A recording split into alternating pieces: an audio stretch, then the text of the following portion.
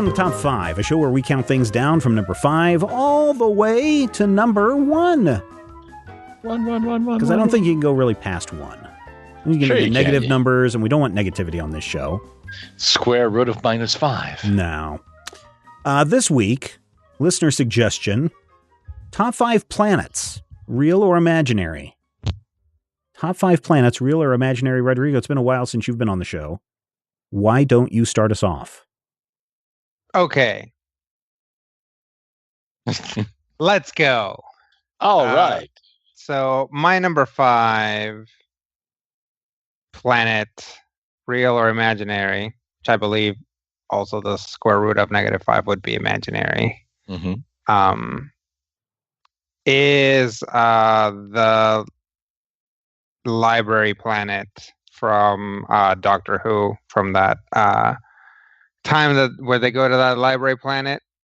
And it just as an idea, it would be cool if there was a planet that was a library. Obviously, it goes very bad for them because it's full of monsters. Right. And that's the problem with anything introduced in a Doctor Who episode, is that it turns out it was full of monsters. Isn't that the first place where we saw the Doctor's diary show up? That is definitely the first place where we're introduced to my number 1 most hated Doctor Who character introduced, River Song. So that goes to show how into a planet library I would be into, that I actually included it in this top 5. Yeah. That I actually am even referencing Silence in the Library. But yeah, I think it would be cool. But, it's like, assuming that this wasn't a Doctor Who adventure, I think it would be cool to have a planet-wide library. It's like you would have a lot of knowledge there. You would probably employ millions of librarians. It would be a boon to the galactic economy. And you would really be able to test the upper limits of the Dewey Decimal System. There you go. Matthew, what do you have for number 5? My number 5 is, paradoxically for me, I feel like this is a list where all of a sudden I'm feeling my literary roots. It comes from a book.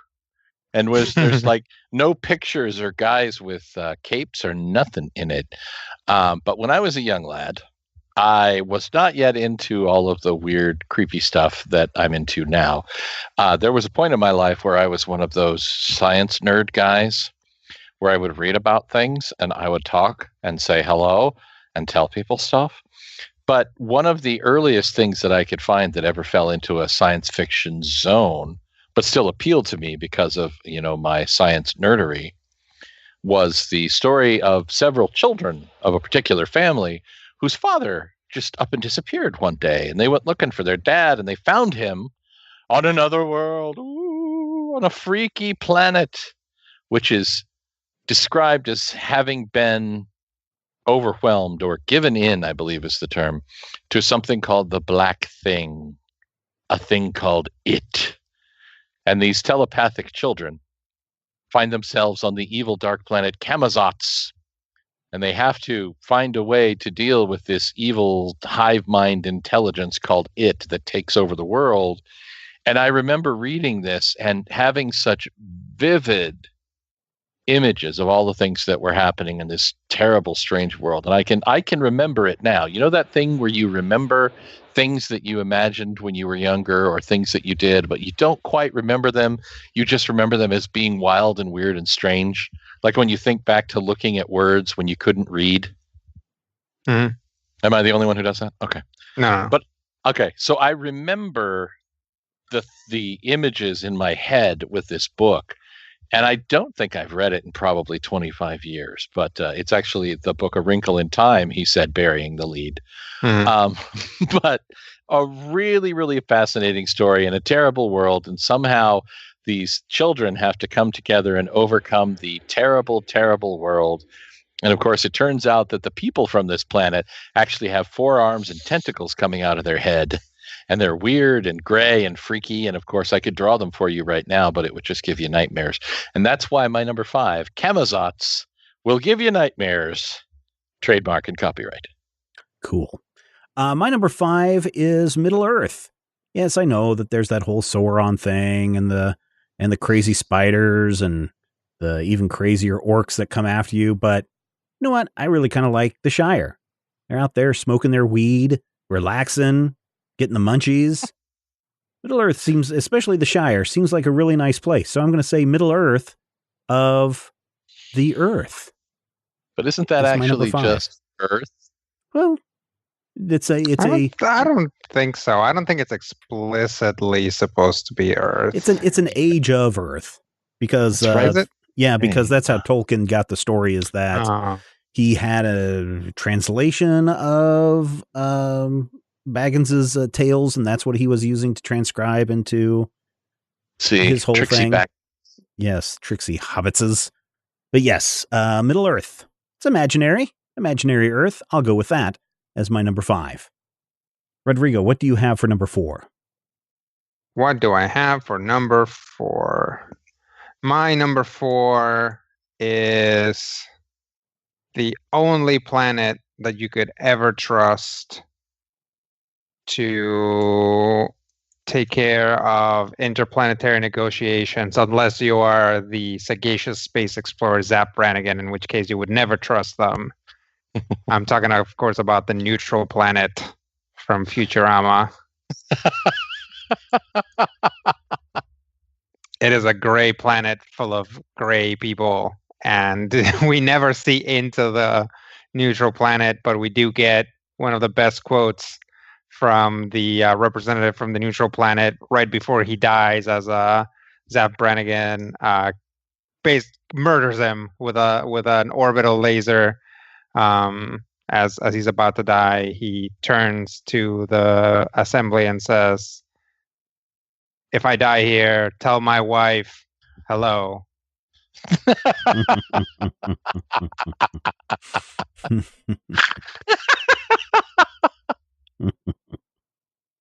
Very nice.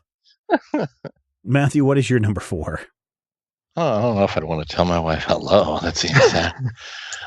My number 4 is uncharacteristically going to be right up front when I say to you, Arrakis, Dune, desert planet, wasteland of the Empire, and the most valuable planet in the universe. Verse. It's when I was younger. At one point, I actually, and this is a sentence that does parse and make sense, so just write it out with me. I actually left home to go live with my mother. And one of the things that I inherited was a bookshelf full of science fiction novels. And among those were the entire Dune saga. Now, I will say this. I didn't get all the way through Dune. I found, Dune a little overwhelming. But I got enough of a chunk into it to know that there's a lot of fascinating stuff there. And just the idea of Arrakis, this planet that is all, desolate wastes and fierce beasts and jackwagons, just for some reason, growing up in Kansas felt very, very familiar. And so when I finally did get to see the movie with the guy from Twin Peaks and Sting and a fat guy who flew around like a balloon, I really, really enjoyed just that revelation. I love the imagery of that planet. I love just the idea of this planet where it's literally completely desolate. There's literally nothing there except for the spice, which is the basis of all commerce and the basis of the entire empire. And so without this desolate wasteland, this hellish escape where you wear a rubber spacesuit that transfers your body sweat into water to keep you from dying, which, by the way,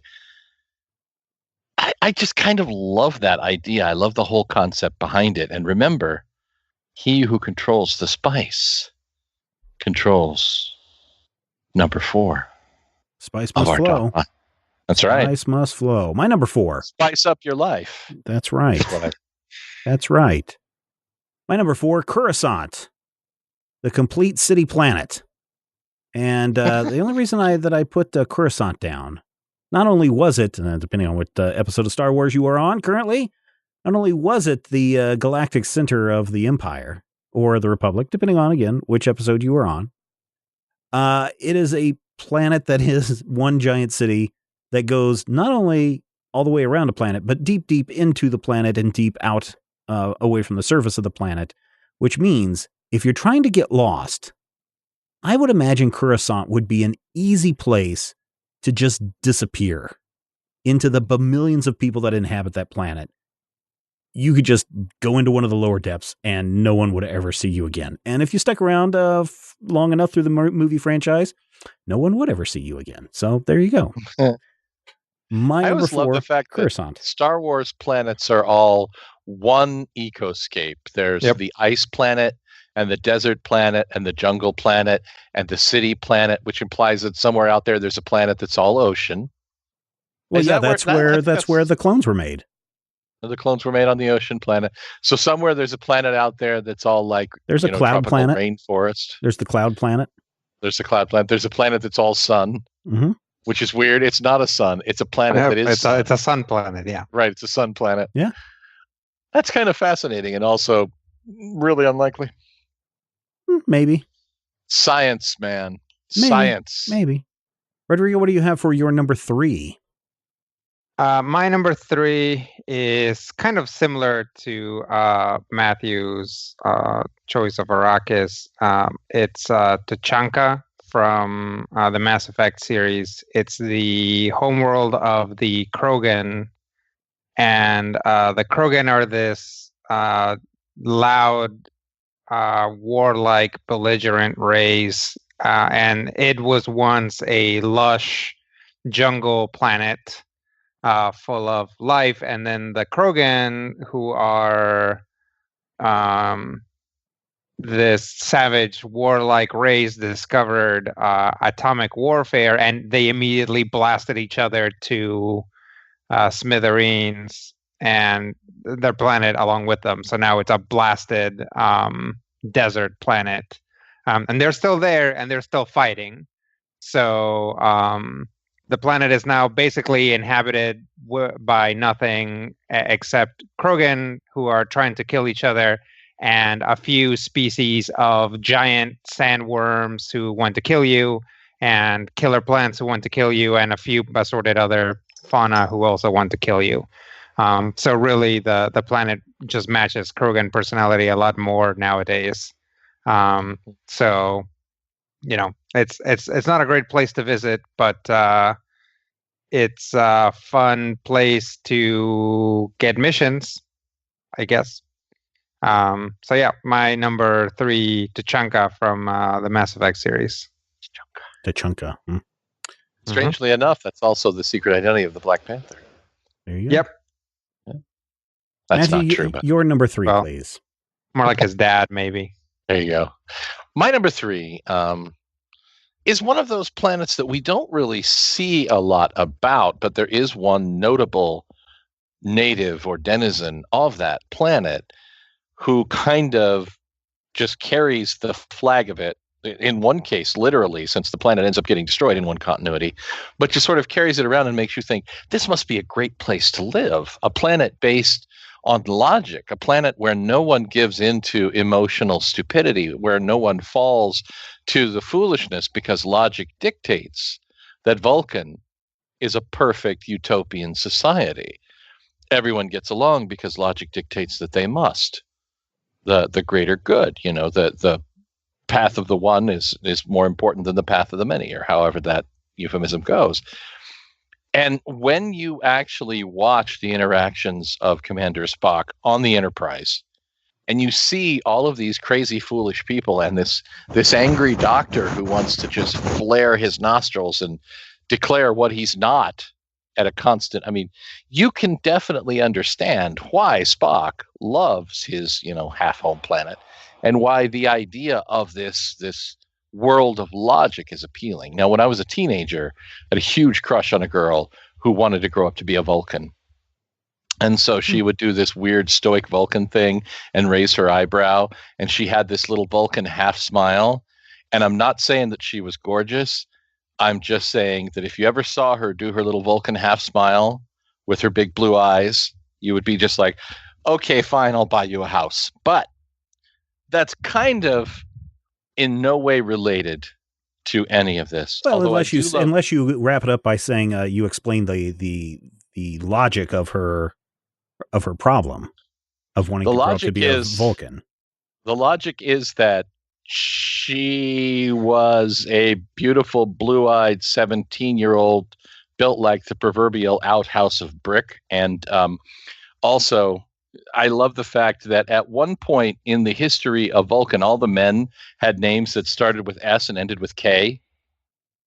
And everybody on that planet at a certain point had a name that was Spock or Surak or Surek. And it made you wonder if all the men had those 5-letter SK names, so you could have like the law firm of Speak, Speck, Spork, Splink, and Roddenberry, because you have to have that one name at the end to make it more verisimilitude for science fiction. And that's why my number 3 is Janelle the planet Vulcan. I'm sorry, I got distracted by Janelle. But the planet Vulcan from the Star Trek franchise, also noteworthy for being the home planet of Winona Ryder in her 40s. I was really hoping that this whole story was going to just be all about how, in the end, Matthew ends up going for her like hotter, meaner cousin, and about how he's all about Romulans. That would be a good answer. Pretend I did that. My number 3 is very similar to Rodrigo's number 5 in that it is set in the Doctor Who universe, but the planet Gallifrey. I think it'd be interesting to take a trip over there and just see how, before it was destroyed or sucked into a temporal vortex or tucked behind some great barrier, just to see how the Gallifreyans lived. What was society like? What kind of trouble did people get into? And really, how easy is it to just slip down to the docks and make off with your own TARDIS? But Gallifrey seems like an interesting place to check out. Not saying I want to live there. Maybe one of my lives, but Gallifrey, my number 3. It's really rife with weird, sudden bouts of corruption. I hear it's also very dry. Yeah, virtually every story set on Gallifrey involves somebody utterly corrupt because of the upper levels of Gallifreyan government. Yeah, that's kind of the way it is all over the place, though. I mean, look at the Star Wars universe. The upper echelons of government in the Star Wars universe, evil, corrupt. Mm. Look at the upper echelons of the Futurama Earth. Ma and her robots. Look, they got Robot Nixon. So yeah. That's real Nixon with a robot body. Yeah. Also, all of those really rife with like only a small handful of people being really important to the right. To what happens to the narrative of anything. To the narrative of entire universes. Right. Yep. Right. 9 guys controlling the entire definition of the universe, which is nuts. Spice must flow all the way to number 2, Rodrigo. Spice up your life, every boy and every girl. Shake it to the left when you're having a good time. Yes. Mel B. Mel B. Hell, Victoria.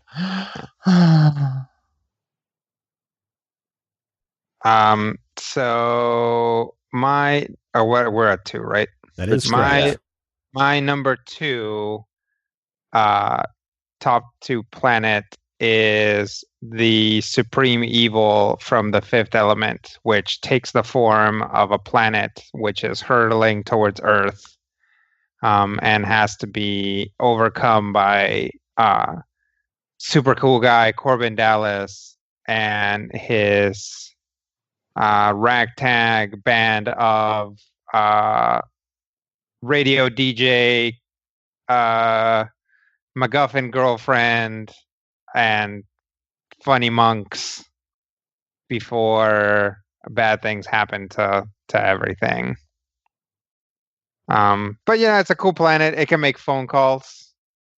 You know, it's like a sentient person monster. to person phone calls. Yeah, I mean, like it can just do whatever it wants. It can make some black goop roll down your forehead.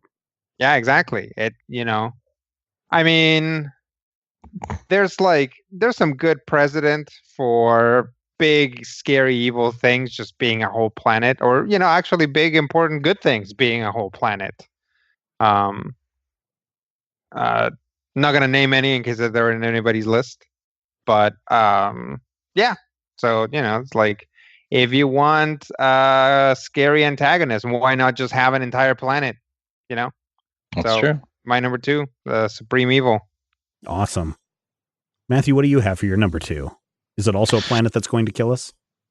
No, actually, it's a planet that's going to save us. Because it's not just a planet. Is it Gobatron? It's a planet where they... What did you just say to me? Did you just reference the GoBots in my store? No, it is not Gobatron. What's wrong with you? No, it's a planet that's going to save us. And you know why? Why? Ask me why. Is it Captain Planet?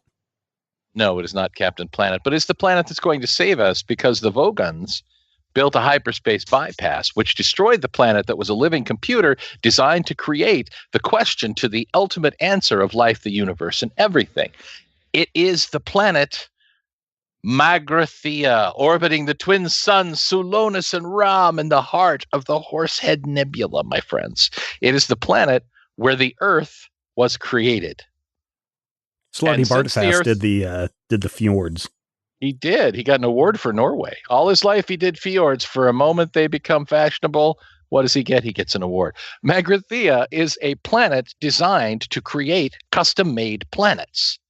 So the richest people in the days of wine and song in the Galactic Empire would say, I want a planet that's made entirely of naked girls. They're not proud. And they would make you this planet to your custom specifications. And of course, when the galactic economy crashed, the whole planet put themselves into suspended animation until the stock market came back.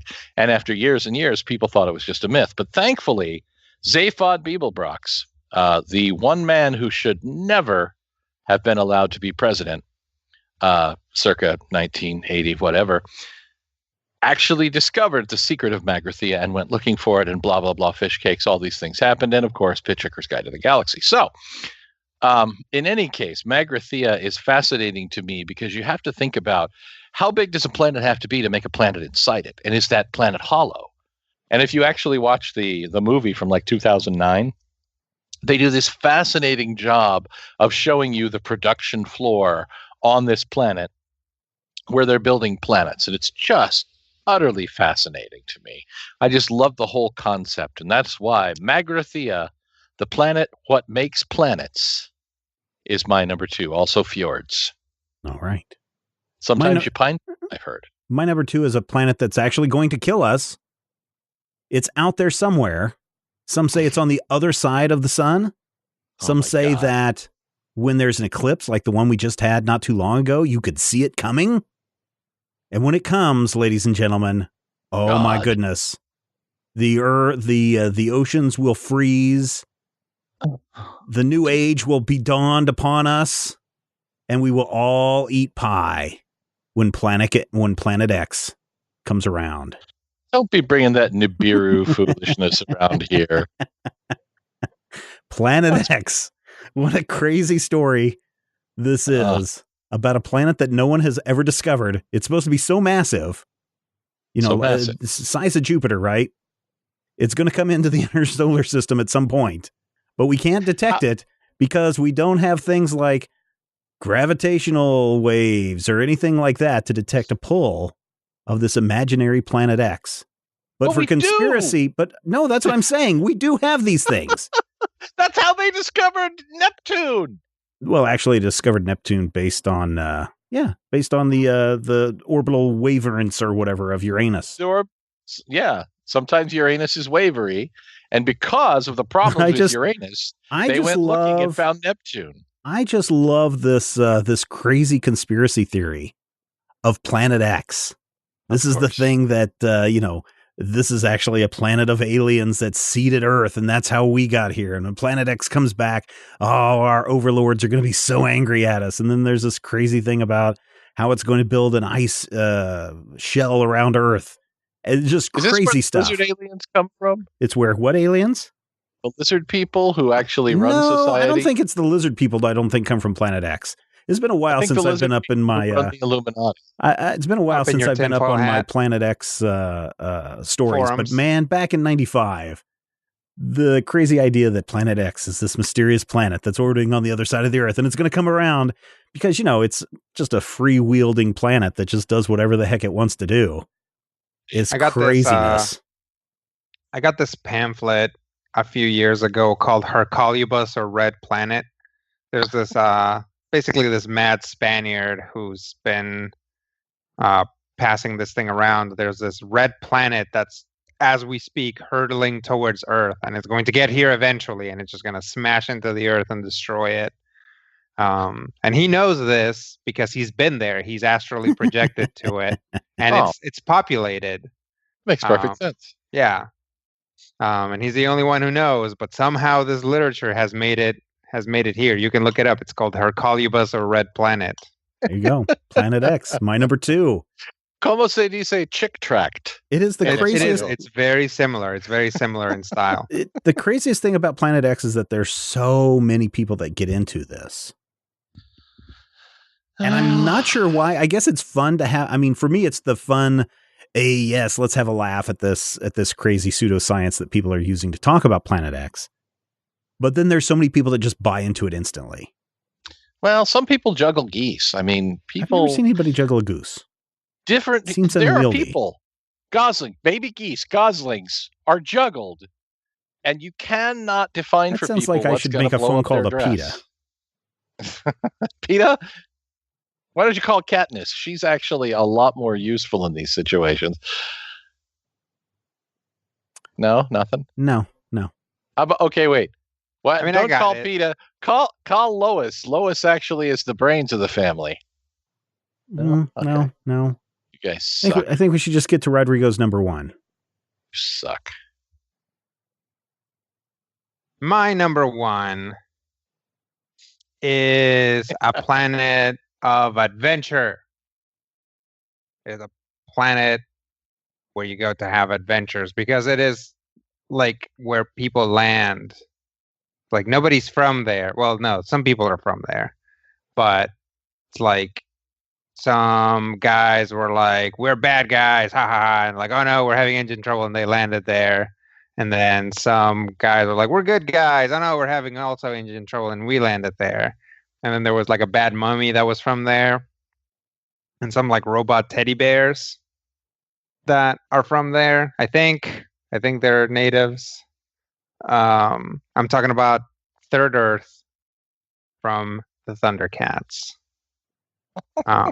So you just mix it all together. You've got Thundercats. You've got mutants from Plundar. You've got Mumra. You've got Lunatax. You got Snarf. You got Snarfs. You got Burbels. Bearbells. Barbell? Bearbells. You've got a rat guy. It's just there's like multiple biomes because unlike a lot of this is not a traveling show. Like this is a show where different things have to happen within this planet. So unlike say your Star Wars or Star Trek or Doctor Who where it's like, oh, we're going to go to this planet. This entire planet is a forest. Like here, you actually have to be like, oh, we have to go up that mountain. It's like, well, that mountain wasn't there before. It's like, well, it's there now because we need it for the plot. So you kind of run into the opposite problem. Where it's like, oh, now there's like a tundra and a forest and a desert and ocean, and they're all just kind of within a block of each other. And they're all very foreboding at the same time. So yeah, Third Earth from the Thundercats, my number 1, a very, very adventure planet full of ruins and also mummies and monsters and saber-toothed cats and also cat people. Because why not, right? Very cool. All right. Matthew, your number 1, please. For those listening at home, a biome is a distinct biological community of plants and animals that form in response to a shared physical climate. My number one takes me back to my wheelhouse. A lot of times when we do the top five, I'm like, well, I don't want to have 5 things from comic books, but I actually got through today's list and went, holy crap, I don't have anything from comic books. And I said, what in the comic books is worthy of the number one spot in the top 5 planets, real or imaginary? Because top 5 is a big deal. Top 5 is my favorite of our shows. And I love all of our shows equally. I mean, I'm not saying that top 5 is a better show. I'm saying it's my favorite. But don't tell the others. Much like with my children, I tell everyone that they're my favorite, but not to tell the others. And so I said to myself, what planet anywhere in any of the universes has the chutzpah, the wherewithal, the je ne sais quoi, if you will? And I said to myself, there's only one possible place. It's a planet where the food supply was poisoned by deadly microbes. And so their food slowly became inedible. You couldn't eat the food. And so the natives of this planet, believing that Lamarck was in fact right, actually adapted their digestive systems to create enzymes which enabled them to eat the poisonous food. And when the poisonous food was gone, they were actually able to eat inorganic matter. They could eat a rock and take nourishment from it. They could eat, just a big chunk of metal that they found. They could eat their way out of the bars of the prison planet. They could chew a tunnel out of the super Stalag of space, as their most brightest son, one Tenzil Kem, did. And this planet, my friends, is a planet called Bismol, capital city named Pepto, the home of Matter Eater Lad and the people who can eat all matter.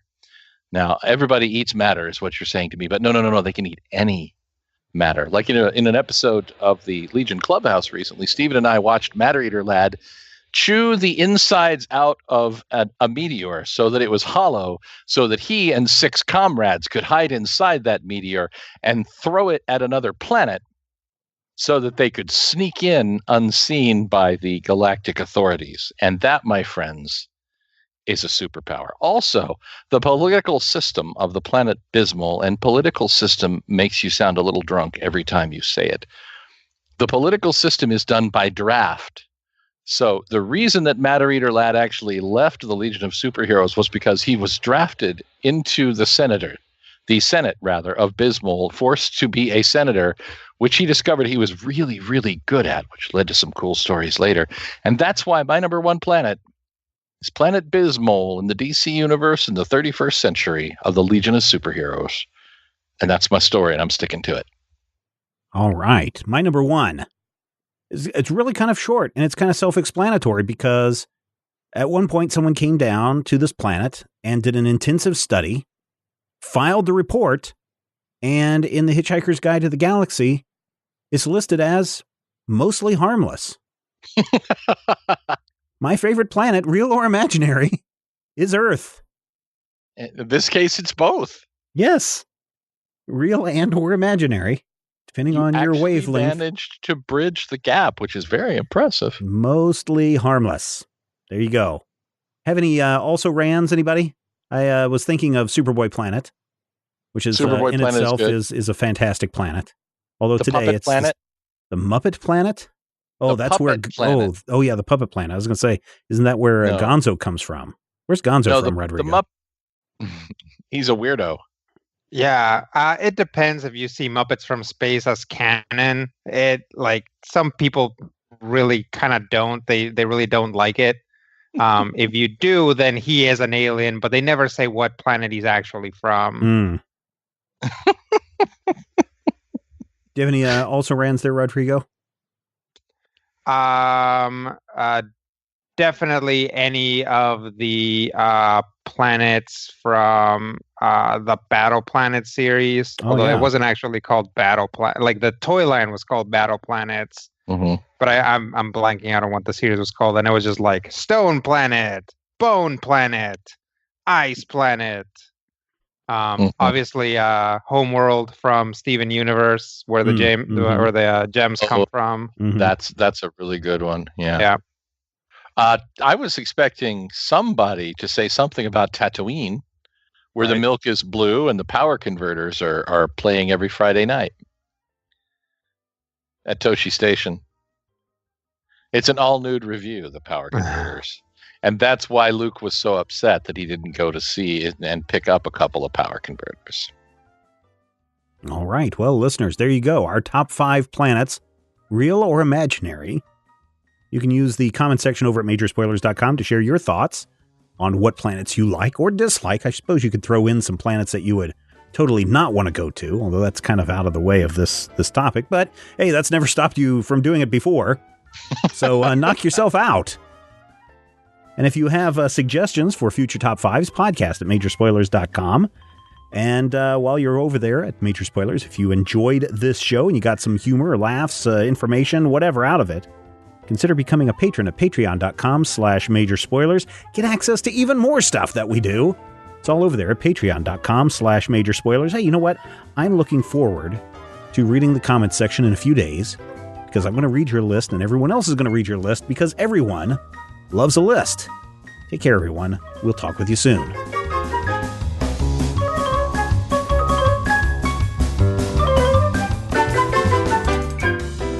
This podcast is copyright 2017 by Major Spoilers Entertainment, LLC.